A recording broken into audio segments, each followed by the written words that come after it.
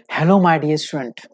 बेटा जितने भी ऐसे स्टूडेंट हैं जिन्हें आयकर यानी कि इनकम टैक्स को पढ़ना है बिल्कुल फ्री ऑफ कॉस्ट और कंप्लीट अपना सिलेबस करना है, तो बेटा आप लोगों के लिए चैनल स्टार्ट किया गया है जिस पर चाहे वो बीकॉम का बच्चा हो या एमकॉम का स्टूडेंट हो, बीबीए का स्टूडेंट हो या फिर बी कॉम का स्टूडेंट हो, बेटा आप सभी के लिए ये चैनल है जिस पर मैं आपको कंप्लीट इनकम टैक्स का सिलेबस कराऊंगा।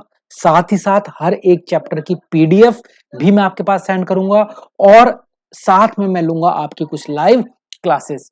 उसके लिए आपको क्या करना है, आपको ज्वाइन करना है हमारा व्हाट्सएप ग्रुप। आप मुझे इस व्हाट्सएप नंबर पर जो आपकी स्क्रीन पर नीचे चल रहा है 9555159995 उस पर मैसेज करेंगे और कहेंगे कि सर हमें अपने व्हाट्सएप ग्रुप में ज्वाइन कर लीजिए।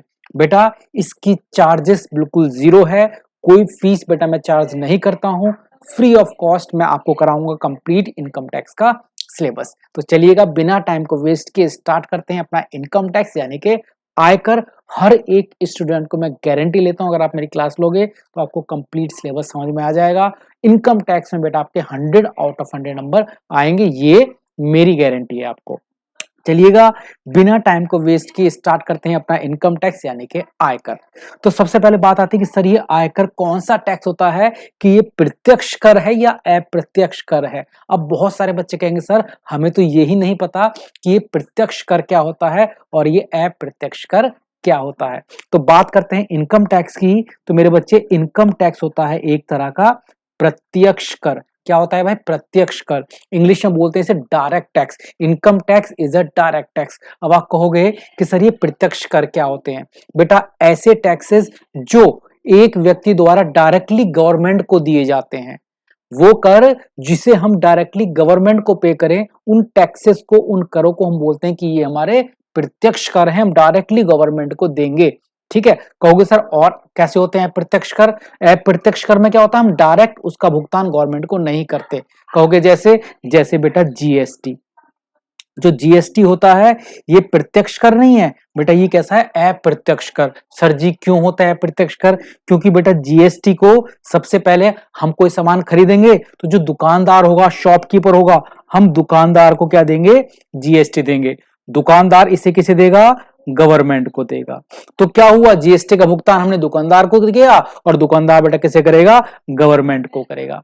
तो इसका मतलब क्या हुआ, हम यहां प्रत्यक्ष जीएसटी गवर्नमेंट को नहीं देते। तो जीएसटी होता है अप्रत्यक्ष कर। जबकि जो आपका इनकम टैक्स है, जो आपका आयकर है, ये हम डायरेक्ट किसे देते हैं, गवर्नमेंट को। यानी कि अगर मुझे अपना इनकम टैक्स देना है तो मैं किसी दुकानदार को नहीं दूंगा, मैं डायरेक्ट किसे दूंगा, गवर्नमेंट को दूंगा।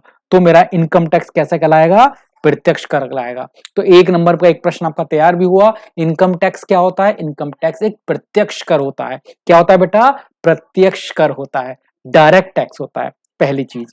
अब दूसरी चीज, बहुत ध्यान से बातों को समझना बेटा, मैं एक एक वो चीजें कराऊंगा जो आपके एग्जाम के पॉइंट ऑफ व्यू से वेरी वेरी इंपॉर्टेंट है। अगर आप मेरी बातों को समझोगे तो कंप्लीट, मैंने बोला चाहे आप पीजीटी का एग्जाम दे रहे हो, चाहे आप टीजीटी का एग्जाम दे रहे हो, चाहे आप नेट का एग्जाम दे रहे हो या बीकॉम या एमकॉम में हो, हर एक पॉइंट आपके लिए वेरी वेरी इंपॉर्टेंट है यहाँ पर। चलिएगा अब एक बार थोड़ा सा ध्यान से समझिए बेटा। इनकम टैक्स में दो हमारे पास ईयर के हम नाम बार बार पढ़ेंगे। इनकम टैक्स में हम दो ईयर के नाम बार बार पढ़ेंगे, उनकी थोड़ी चर्चा करते हैं। वो ईयर क्या है, हम पढ़ेंगे बार बार प्रीवियस ईयर। क्या पढ़ेंगे भैया, प्रीवियस ईयर यानी कि गत वर्ष, इसकी थोड़ी चर्चा करेंगे आज।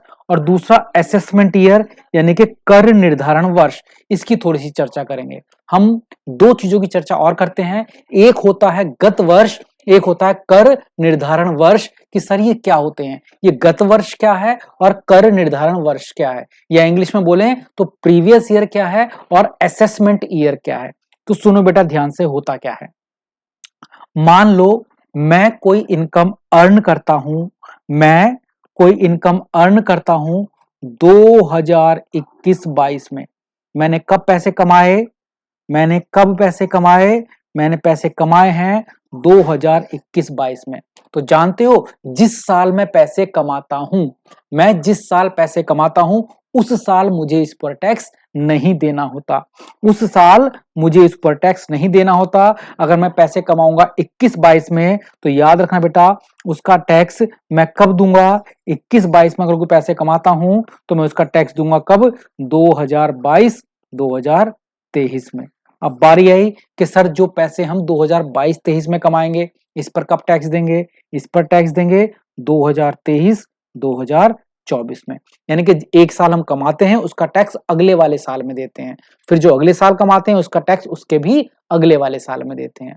तो नॉर्मली एक साल हमें कमाना होता है, उसके अगले साल हमें उसके ऊपर टैक्स देना होता है। अगर सिंपल शब्दों में समझे तो जिस साल हम इनकम को कमा रहे होते हैं उस साल को बोला जाता है बेटा प्रीवियस ईयर या फिर गत वर्ष। जिस साल हम इनकम को कमाते हैं उस वर्ष को हम क्या बोलते हैं बेटा? गत वर्ष बोलते हैं, यानी कि प्रीवियस ईयर बोलते हैं। और जिस साल उसके ऊपर हम टैक्स देंगे, जिस साल हम उसके ऊपर टैक्स देंगे उस ईयर को बोला जाएगा, बताओ क्या? उस ईयर को बोला जाएगा आपका असेसमेंट ईयर, यानी कि कर निर्धारण वर्ष। जिस साल कमाया उसे बोलेंगे गत वर्ष, और जिस साल उसके ऊपर टैक्स दिया उसे बोलेंगे कर निर्धारण वर्ष। यानी कि कमाने वाले साल को हम बोलते हैं प्रीवियस ईयर, और जिस साल उस पर टैक्स दिया तो उसे बोलते हैं असेसमेंट ईयर। ठीक है, तो अब थोड़ा सा इसकी डेफिनेशन भी समझेंगे एक बार फिर से। मान लो मैंने कोई इनकम 2022-2023 में कमाई, तो 22-23 को मैं क्या बोलूंगा? अपना प्रीवियस ईयर, मतलब कि गत वर्ष। क्या बोलूंगा? गत वर्ष। अब मैं इसके ऊपर टैक्स कब दूंगा? मैं इसके ऊपर टैक्स दूंगा 2023-2024 में, यानी कि 1 अप्रैल 23 से लेकर 31 मार्च 2024 तक। तो इस वाले ईयर को मैं क्या बोलूंगा? इसे मैं बोलूंगा असेसमेंट ईयर। जिस साल कमाया वो प्रीवियस ईयर, जिस साल टैक्स दिया वो उसका असेसमेंट ईयर। अब अगले साल फिर से क्या होगा? अगले साल फिर से क्या होगा? जो मैंने इनकम कमाई है 2023-24 में, उसका टैक्स मैं कब दूंगा? 24-25 में। तो 24-25 को मैं क्या बोलूंगा? Assessment year. क्या बोलूंगा बेटा इसे? असेसमेंट ईयर, मीनिंग कर निर्धारण वर्ष। और इसका प्रीवियस ईयर क्या होगा भाई? इसका गत वर्ष क्या होगा? इसका गत वर्ष होगा 2023-24, यानी कि एक साल में कमाऊंगा वो गत वर्ष, उसके अगले साल उसका कर निर्धारण वर्ष, और ये ऐसे ही चलता चला जाता है। अब अगर बात करें डेफिनेशन की, तो देखो बेटा डेफिनेशन कैसी होती है। सबसे पहले हम डेफिनेशन पढ़ते हैं कर निर्धारण वर्ष की। डेफिनेशन क्या लिख कर आनी है एग्जाम के अंदर, है ना? सिर्फ एग्जाम में समझना नहीं है, एग्जाम में लिख कर भी आना है। तो एग्जाम में डेफिनेशन क्या होती है आपके पास? असेसमेंट ईयर, यानी कि कर निर्धारण वर्ष की। तो बता रखा है बेटा इसके अंदर को ध्यान से कि कर निर्धारण वर्ष के बारे में क्या बताया? 12 माह का वह समय जो प्रत्येक 1 अप्रैल को आरंभ होता है तथा अगले वर्ष 31 मार्च को समाप्त हो जाता है। असेसमेंट ईयर में आपको ये नहीं लिखना जिस साल टैक्स देते हैं। डेफिनेशन क्या कहती है कि यह एक 12 महीने का पीरियड होता है, क्योंकि बेटा हर साल आता है। इस साल भी असेसमेंट ईयर है, मैं पिछले साल की इनकम पर टैक्स दूंगा, उसके अगले साल भी असेसमेंट ईयर आएगा, उससे पिछले साल की इनकम पर टैक्स दूंगा। तो हर साल एक असेसमेंट ईयर होता है, हर साल एक कर निर्धारण वर्ष होता है। तो कर निर्धारण वर्ष क्या है? यह एक 12 माह का पीरियड होता है, 12 माह का समय होता है, जो अप्रैल से स्टार्ट होता है और एक अगले साल 31 मार्च को खत्म हो जाता है। तो हर साल एक असेसमेंट ईयर है।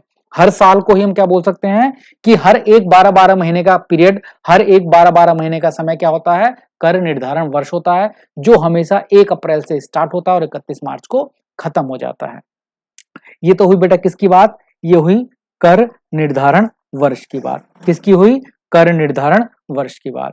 अब प्रीवियस ईयर क्या होता है भैया? गत वर्ष क्या होता है? तो जो ये कर निर्धारण वर्ष है, इसके तुरंत एक साल पहले वाले वर्ष को, जो भी कर निर्धारण वर्ष है उसके तुरंत एक साल पहले जो आता है उसे हम क्या बोलते हैं? गत वर्ष। क्या बोलते हैं उसे? गत वर्ष। जैसे मैं बोलूं मेरा कर निर्धारण वर्ष है 2024-2025, हर एक 12 महीने का पीरियड क्या होगा? कर निर्धारण वर्ष होगा। उसे इंग्लिश में क्या बोलते हैं? Assessment year. हर 12 महीने का पीरियड कर निर्धारण वर्ष है। तो इसका गत वर्ष क्या होगा? कर निर्धारण वर्ष 12 महीने का समय होता है, और उससे तुरंत एक साल पहले वाला 2023-2024 क्या होता है भैया? गत वर्ष होता है, यानी कि प्रीवियस ईयर होता है। वैसे अगर कर निर्धारण वर्ष 2025-2026 है, ये भी 12 महीने का समय हो गया, है ना? ये मेरे पास क्या होगा? कर निर्धारण वर्ष। तो इसका गत वर्ष क्या होगा? कर निर्धारण वर्ष से तुरंत पहले वाला साल 2024-2025। अगर मैं कहूं कि भैया मेरा असेसमेंट ईयर या कर निर्धारण वर्ष 2013 2014 है। ये मेरा असेसमेंट ईयर मीनिंग कर निर्धारण वर्ष, जिस साल मुझे टैक्स देना है। तो इस साल मुझे किसका टैक्स देना होगा? इसके एक साल पहले वाली इनकम का। तो एक साल पहले को मैं क्या बोलूंगा बेटा?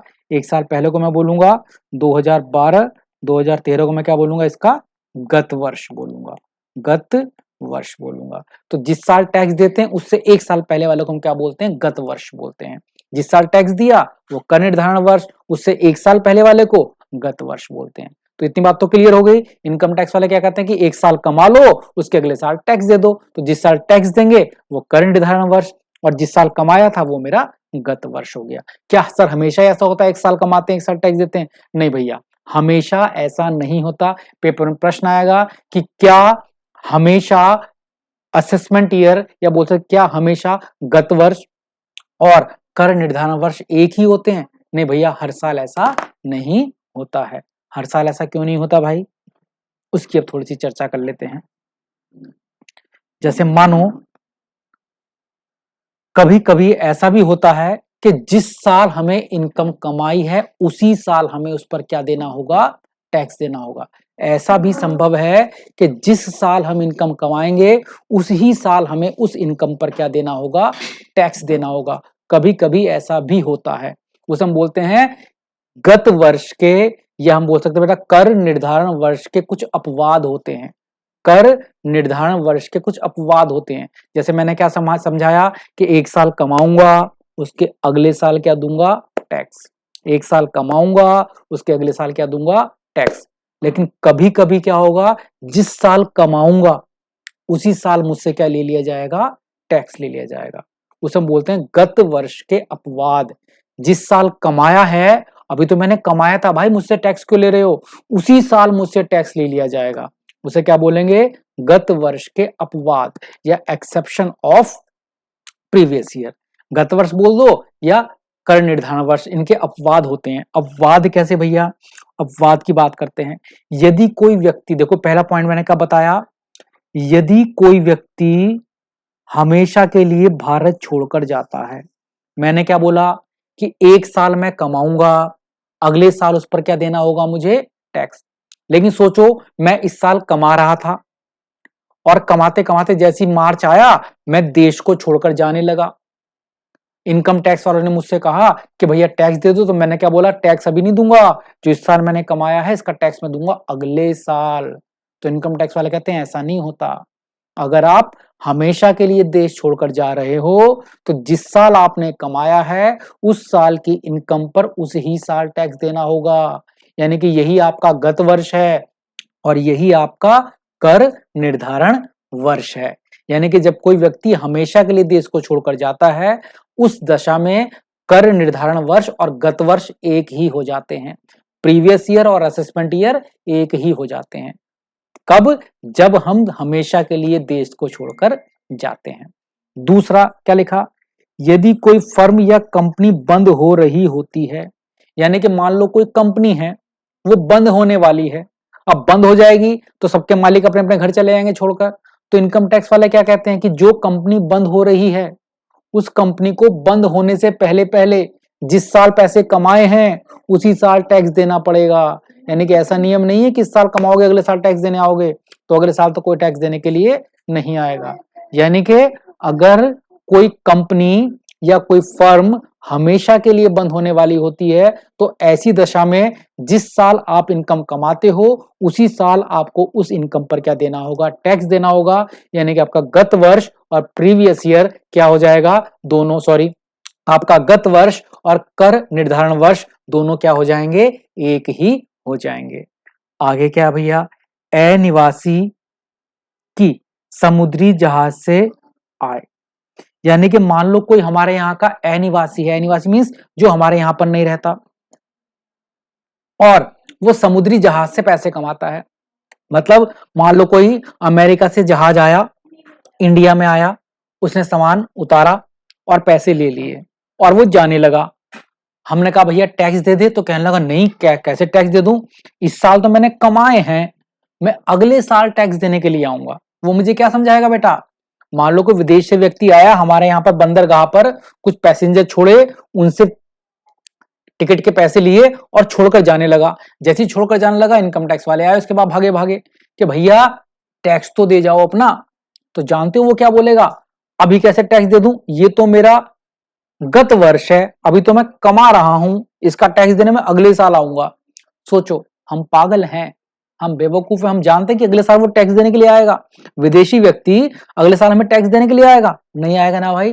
तो इनकम टैक्स वालों ने नियम बना दिया कि अगर कोई व्यक्ति बाहर से आया है जहाज के रास्ते और वो यहां पर आकर कुछ पैसे कमाता है, तो जहाज छोड़ने से पहले इस साल की इनकम पर इसी साल क्या देना पड़ेगा भैया, टैक्स देना पड़ेगा। इस साल की इनकम पर इसी साल क्या देना पड़ेगा, टैक्स देना पड़ेगा। उसे हम बोलते हैं बेटा अनिवासी की समुद्री जहाज से आय। उसके अलावा कर बचाने के उद्देश्य से संपत्ति का हस्तांतरण।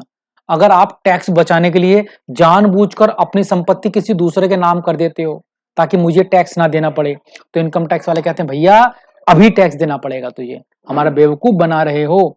तो मैंने क्या बोला, हमेशा एक साल हम कमाते हैं, उसके अगले साल हम पे टैक्स लिया जाता है। लेकिन कुछ ऐसे केस हैं जिसमें जिस साल कमाएंगे उसी साल हमें क्या देना होगा, टैक्स देना होगा। उसे हम क्या बोलते हैं, उसे हम बोलते हैं गत वर्ष या कर निर्धारण वर्ष के अपवाद। तो पेपर के अंदर प्रश्न पूछा जा सकता है, गत वर्ष क्या होता है, आप बता दोगे जिस वर्ष हम इनकम को कमाते हैं, या कर निर्धारण वर्ष से तुरंत एक पहले वाला साल गत वर्ष कहलाता है। दूसरा, कर निर्धारण वर्ष क्या होता है, उसकी डेफिनेशन क्या लिखोगे कि कर निर्धारण वर्ष वह वर्ष होता है या फिर यह एक 12 महीने का पीरियड होता है जो हर साल 1 अप्रैल को स्टार्ट होगा, 31 मार्च को खत्म हो जाएगा। यानी कि हर साल एक कर निर्धारण वर्ष होता है ना। ये हर साल ही होता है बेटा, है ना। इस साल भी है जो पिछले साल की इनकम पर टैक्स दूंगा, अगले साल भी होगा पिछले साल की इनकम पर टैक्स दूंगा, ठीक है। तो इसके साथ ही अब की इस क्लास को जल्दी से फिनिश करते हैं। नेक्स्ट क्लास में हम समझेंगे अगला टॉपिक जिसमें समझने वाले हैं हेड ऑफ इनकम, इनकम के हेड, ठीक है बेटा।